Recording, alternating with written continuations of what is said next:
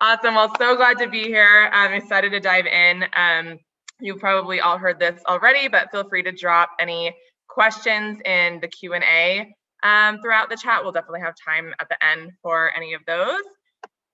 And just a quick intro about me to the point. I am the Director of Account Services here at Metric Theory.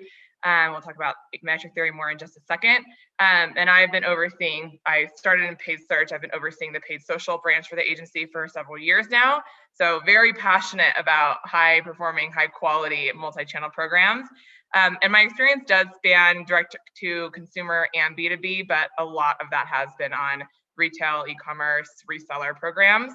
So excited to unpack today what we found, what works. Hopefully there's some helpful tips that everyone can walk away with. Just a brief moment on metric theory. We are part of Mighty Hive and S4 Capital larger media group. We are really the performance advertising branch of that. You can see a lot of the brands we've worked on here on the screen. So again, on the retailer e-commerce side, lots of brands here, even some not on the screen like Textile and Fun and Good American. So very entrenched in what does and does not work there. So what we're going through today, I want to hit quickly on each stage of our funnel. So top of funnel, middle of funnel, bottom of funnel, and really, again, really getting straight to the nitty gritty. What we found works, what doesn't, really tactical items that you can hopefully walk away with to really implement across Google, Facebook, and LinkedIn. Those are the three main channels we'll be focusing on today. Of course, the media mix could include a lot beyond that. So we'll briefly touch on some of those. And then just wrapping up with some trends and key takeaways. There's some really key items top of mind that are really relevant to a high performing program, not necessarily only relevant to one channel. So I will mention those. And then again, Q&A, of course, at the end. So hopping into our top of funnel, really just a couple comments on how we want to think about this. This is our digital first impression. I think important to recognize now just the landscape, it's more crowded than ever. There is more ad platforms than ever. There's more ad inventory than ever. Each individual consumer is seeing more ads than they ever have in their online experience. So nailing that first impression is really, really important.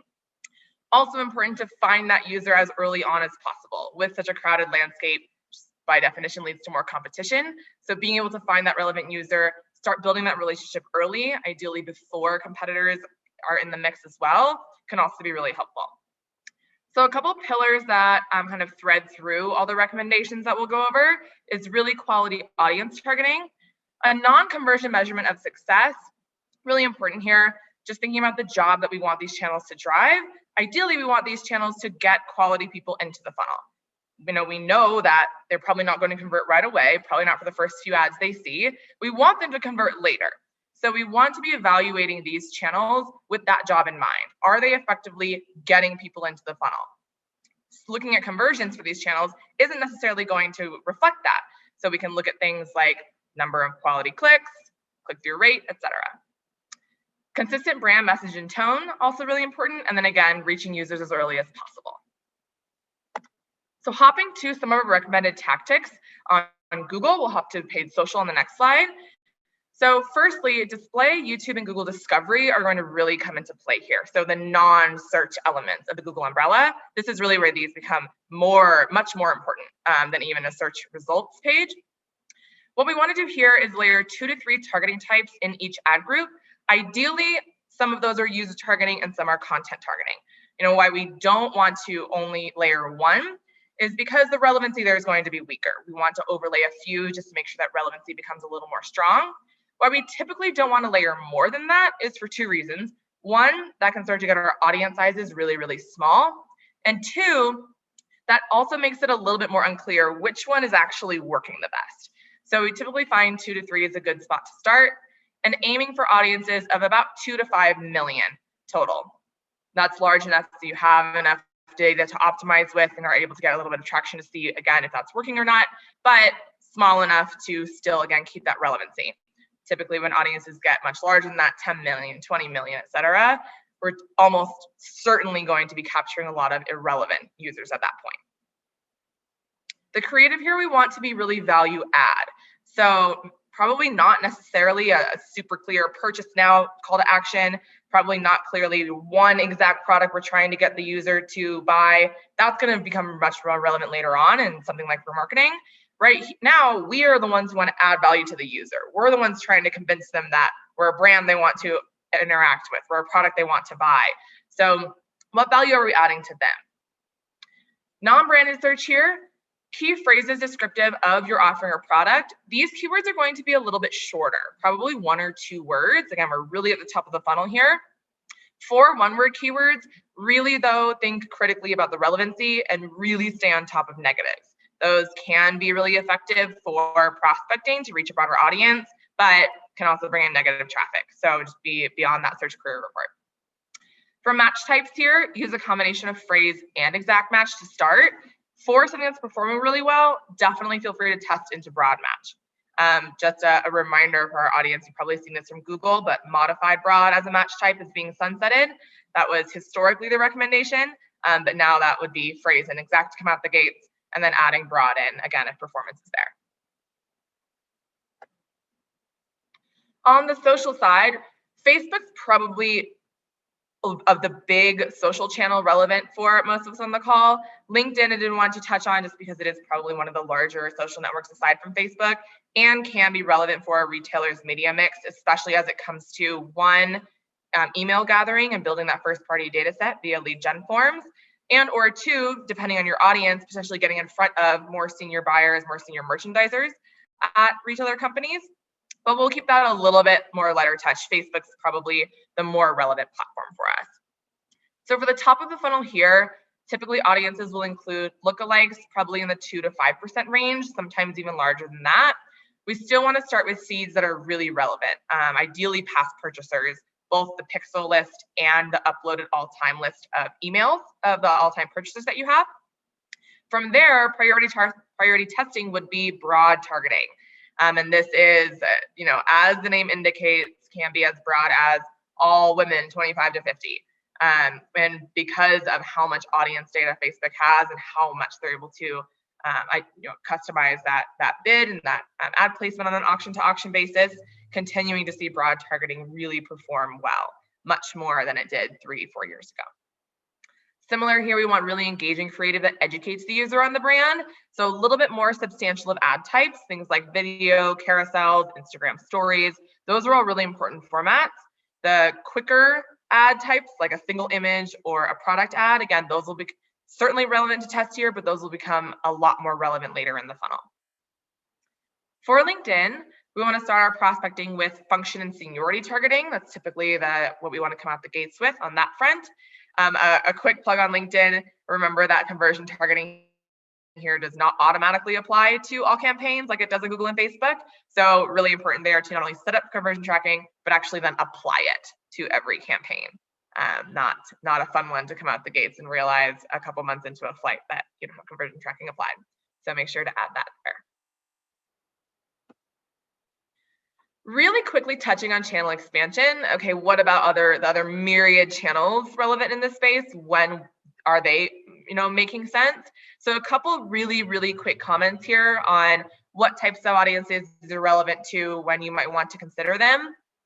Pinterest, women-centric, almost women-exclusive audience on Pinterest, just in terms of the demographics we see on that platform. An easy to understand product really plays well here. So a lot of the more direct e-commerce type businesses. And Pinterest is a great platform because it kind of sits at the intersection of a search and a social platform. It of course is a social platform and has the really visual ad mediums.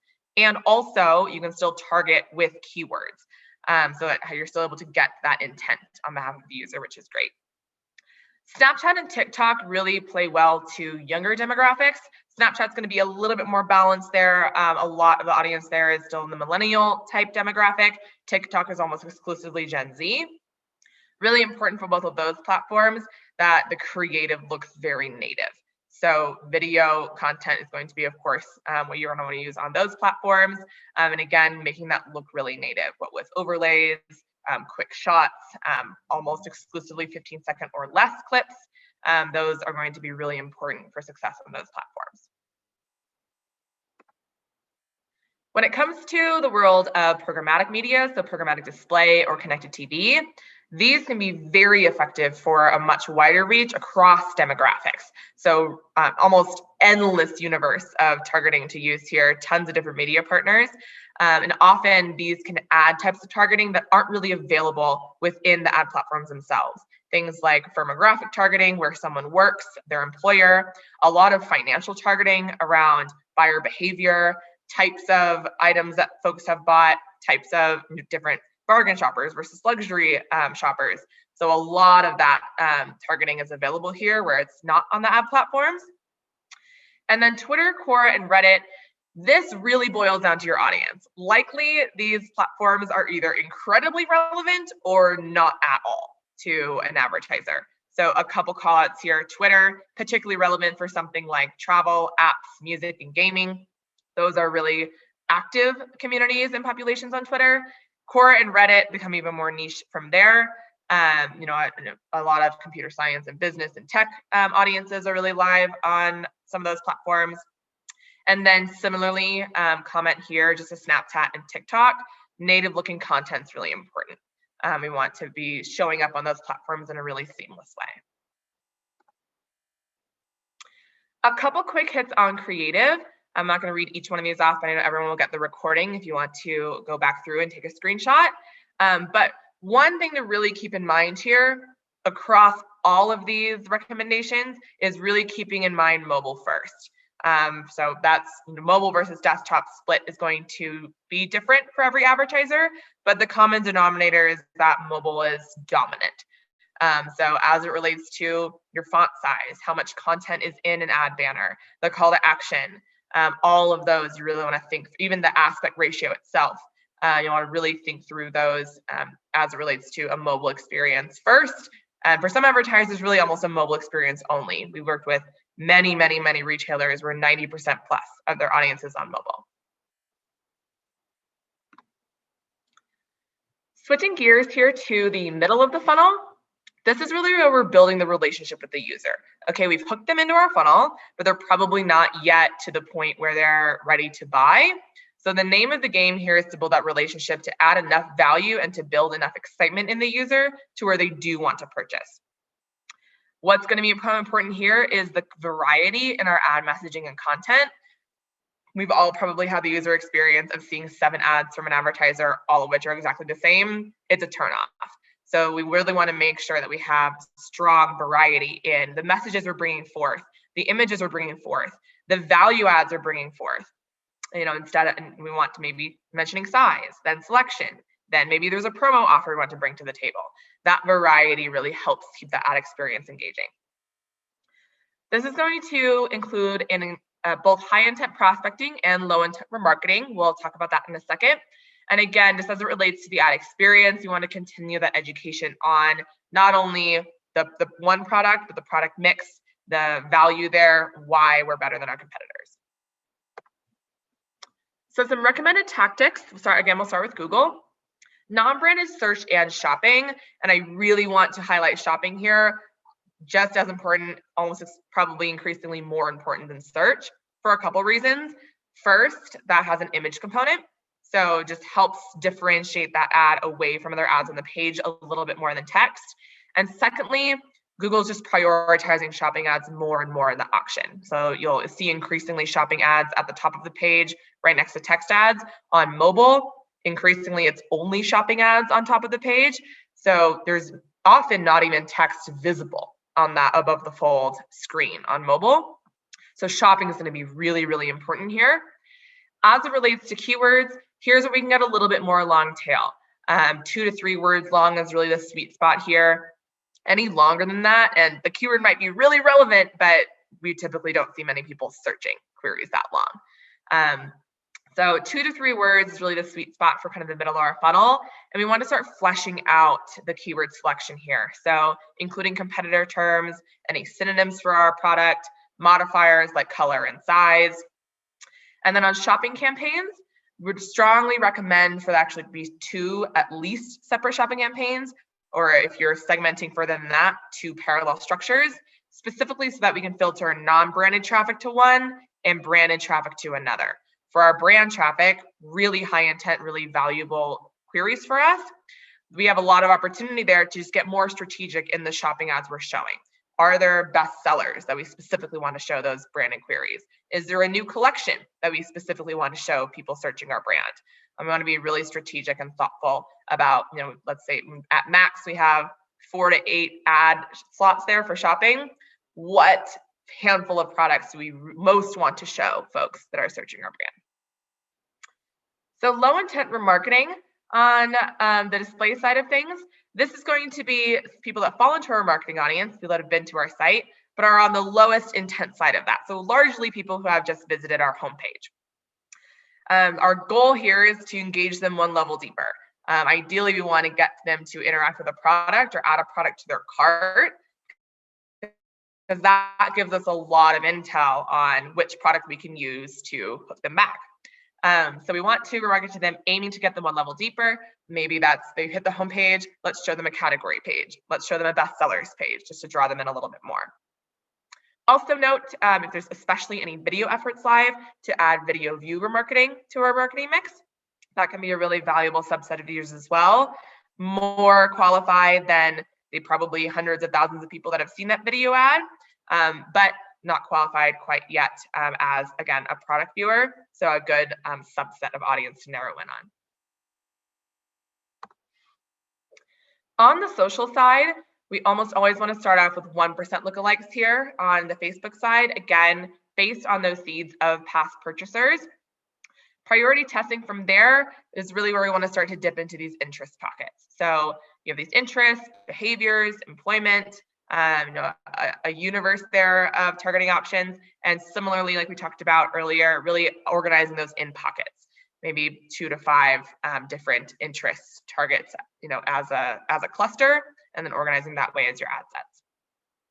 A good item here as well is the test dynamic creative, and just really focusing in on the user journey here. Right now in digital, the ballpark differs, but on average, each user is probably seeing 12 to 18 different ads in their customer journey before they convert. We want that to be as dynamic and engaging and interesting as an ad journey as possible. And dynamic creative is a really scalable way to be able to add that variety. On LinkedIn, so when we come out the gates with function and seniority audiences on LinkedIn, so here's where we can start to make that a little bit more curated. We can overlay industry, skills, or title targeting to narrow those audiences down. And here's where we really get to start following the data. For any of those subsets that particularly are performing well, a great opportunity to create more relevant curated creative around that, for that specific industry, for that specific job function, for that specific title. Testing one-to-one, so square assets on LinkedIn is also a really hot recommendation right now. It's a newer option on that platform, and consistently, as we test that, see 50 to 60% stronger click-through rates on that ad type. Again, thinking about especially that mobile experience, that's just much more share of voice, much more real estate on that mobile device than the historic, classic, more rectangle-shaped images. So we have a quality audience, why not get a much stronger click-through rate engagement out of them? So a couple quick notes on audience and keyword research. There's hundreds, if not thousands, of different audience targets and types of keywords you could target. So how do we go about finding ones that are relevant? A couple recommendations to navigate that universe here. The first is to look at your historic customer list. You can upload those to the ad platforms. All the ad platforms have their own versions of an audience insights tab, and those show you what targeting types your past customers already fall into. Kind of a pretty clear green light to, okay, here's where our customers are. Let me use these targeting types to go find more of them. On the keyword side, actually looking at the search results page for some of your top terms can lend a lot of really valuable insight. What other competitors are showing up on that search results page? Bid on them as keywords. What are the organic listings showing us in terms of how people are talking about these products, the types of synonyms folks are using for our products? Those can be excellent keywords to add to keyword set as well. Think critically about how your own descriptors of a product might differ from how consumers are searching for it. I was just talking to an advertiser this past week with a really good example of this. They sold a lot of apparel, women's apparel, and in their product feeds and in their keywords had the word bandeau top, pretty common because that's how they talked about their product. Nowhere in their feed or keyword selection was the word strapless, which is much more so how a lot of users are searching for that same exact product. So I think really take a step back and really think critically about how you speak about your product versus any common synonyms that consumers might be using as well. Consider secondary audiences to target as well. The way we think about this is a decision influencer versus decision maker. A common pocket here for a lot of apparel, retail, jewelry brands is actually the male audience. It's historically not the decision maker, not typically our main audience, but can perform really, really well around holidays, Valentine's Day, Mother's Day, because there's a relevant secondary audience there. So again, think about, is there anyone else that could be influencing this decision? Is there anyone else who could be buying this as a gift? Those secondary audiences can be really helpful. And then of course, always follow the data. There's going to be targeting that works really well and what doesn't. So more importantly than finding quality things to test is just following the data on how those perform. So just leaning into what works and phasing away from what doesn't. Hitting on our bottom of funnel here to close this out. We've built the relationship. Now it's just bringing that home and getting that final purchase through the door. We want to be really, really cognizant of that purchase process here, taking away any potential barriers to conversion, whether that be in the ad or on the site. We want to give the user a compelling reason to convert, not only in general, but specifically right now. And as much as possible, bring up that relevancy as high as we can. So depending on what the user has interacted with on the site or the products they've engaged with, that tells us a lot about how we can make their ad experience that much more relevant.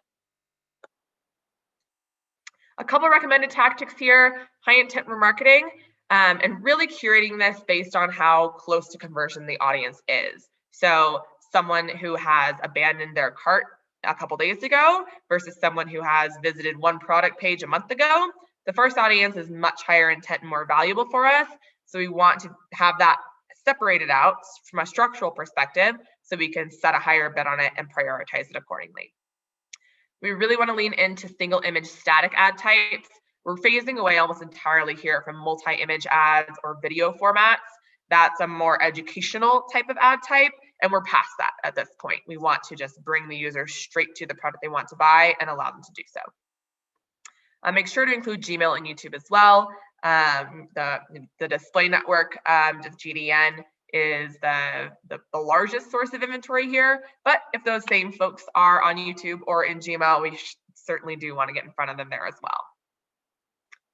On the branded search side, again, phrase and exact match are going to be our best friends here. If there's high enough volume coming through, would actually recommend to split those out into different ad groups. Just allows us more filtering power between the two, since performance can often be different, and allows us to set different bids and prioritize budget accordingly as well. On the social side, we really want granularity in our remarketing audiences here. Again, we don't want to just target everyone who's ever been to our site, because within that pocket of people, there are folks that are much more relevant and comparatively less relevant or valuable. So we certainly want to get in front of them all, but we want to have those separated into different subsets of that campaign so that we can prioritize accordingly with our bids and budgets. We also want to ensure static and dynamic remarketing. Dynamic product ads perform really, really well. So if a product feed and product ads are relevant to your business, would strongly recommend having both types of coverage there. For LinkedIn, again, biggest thing we want here is just speed. So making sure we choose the quickest loading landing pages. Any conversion flow or form fill, we want that to load above the fold.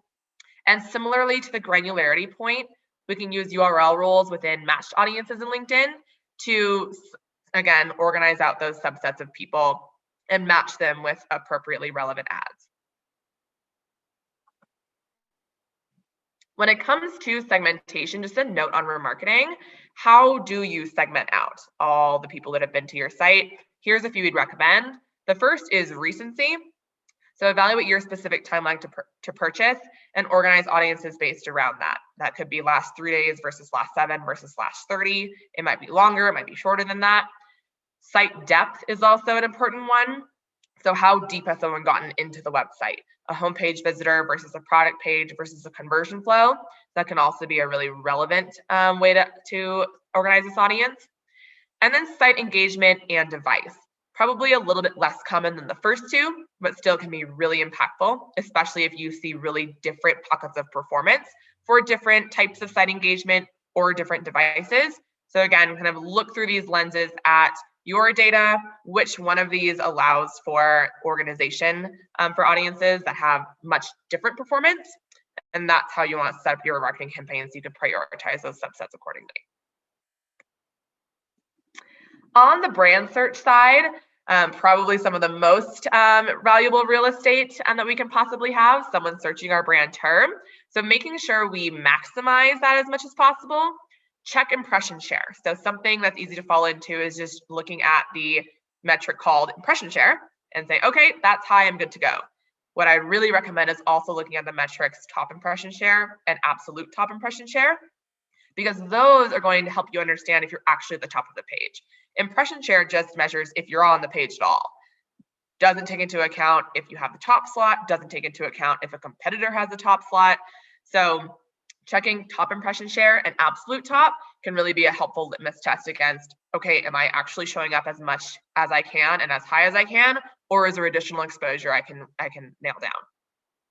Add extensions. So 6 enhanced site links and 4 callouts at the bare minimum. Having these on your brand ads can more than double the size of that entire ad on the page, and in a very real way, push competitors down the page and take up the real estate that competitors would otherwise take. So make sure you have a strong ad extension presence. And again, text and shopping. So for even brand terms, shopping ads will often be above those text ads, and you want to make sure you have all those shopping slots. So a really strong shopping presence across those brand queries is really important.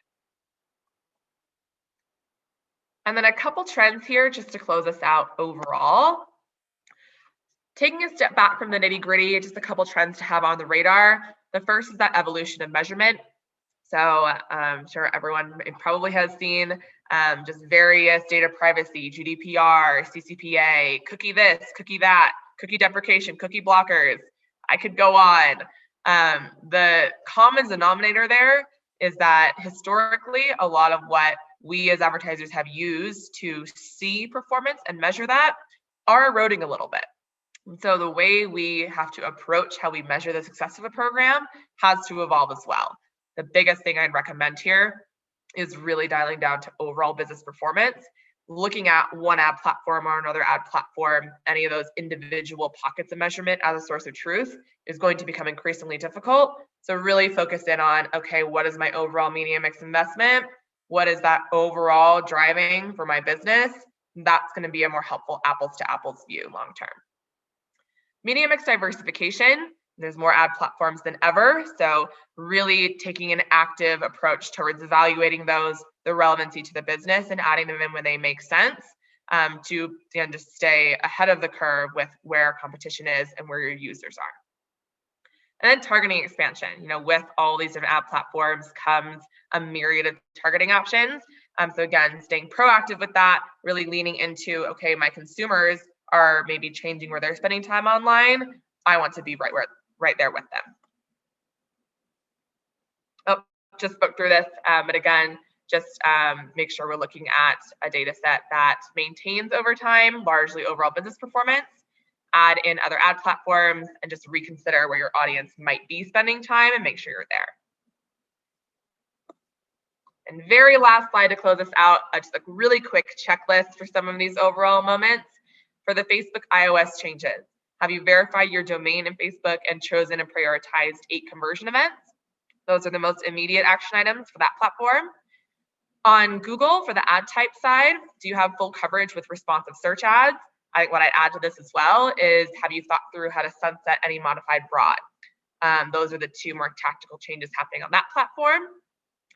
On the conversion tracking side, have you evaluated implementing the Facebook Conversions API or the Google Ads API? This helps bulletproof against a little bit of that visibility loss. So would strongly recommend looking at those and evaluating if those make sense for your business.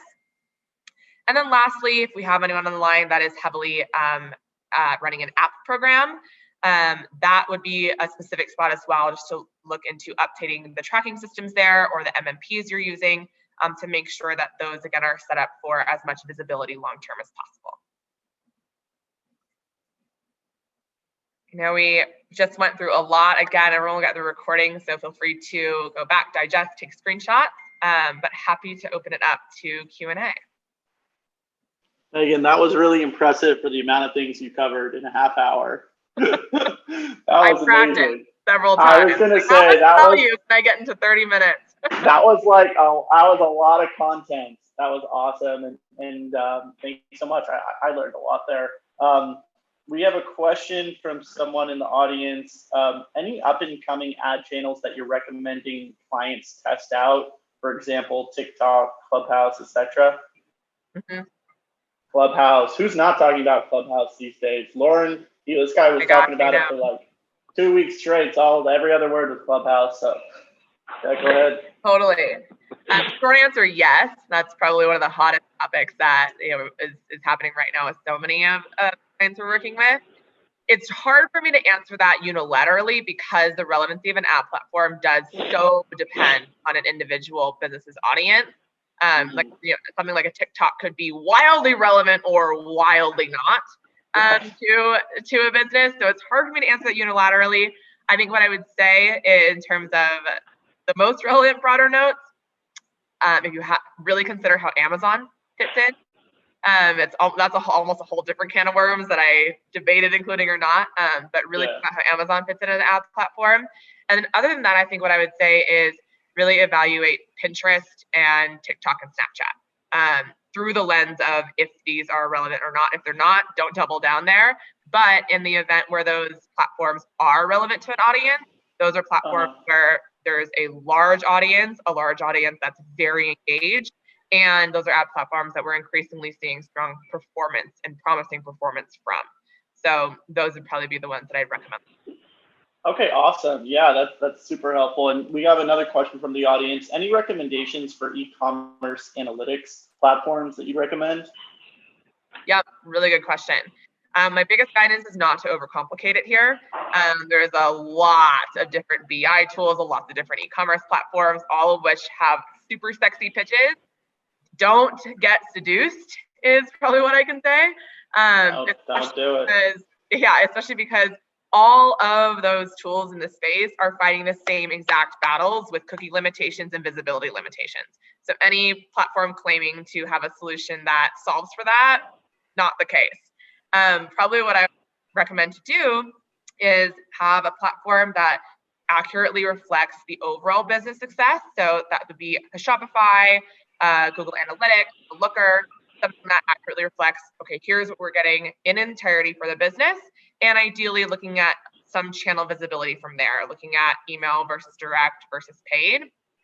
That's really where I would recommend leaving that at the overall business level.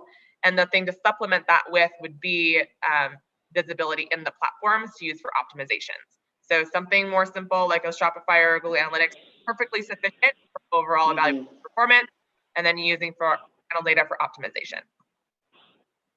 Got it. Yeah, great. I think that's all that we have for the audience.